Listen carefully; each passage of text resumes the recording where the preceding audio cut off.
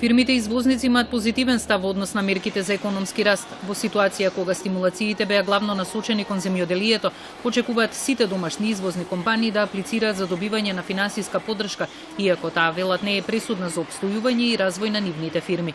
Не се овие стимулации само да се дадат стимулациите, да се потрошат тие пари. Овие пари ќе треба да се трошат во инвестиции, во развој како на нови машини и орудија за работа, така и за човечките ресурси и за нови стандарди. Ке добиеме субвенции за инвестираната, за инвестициите кои што сме ги направиле претходната година во 2017 и кои што ни возможила раст зголемен од 5 кај нас.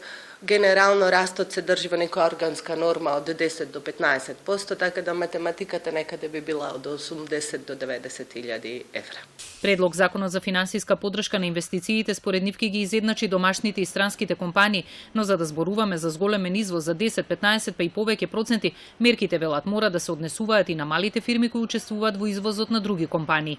Суштината и нашата идеја е да се зголемува вертикално стабилноста на малите и средните предпријатија и да се зголемува количината на партиципирањето на нивните производи и услуги во крајниот производ кој што е предмет на извоз. До прецизирање измени треба да претрпат мерките кои се однесуваат и на можноста да се откупи фирма која е во стечај, а има помалку од 50 вработени. 10% од вредноста на компанијата може да се поврати од инвестицијата што сте ја вложиле со тоа што ако ја откупите од стечајна маса, но имаше тука некоја задршка дека најмалце ако таа компанија имала 50 вработени.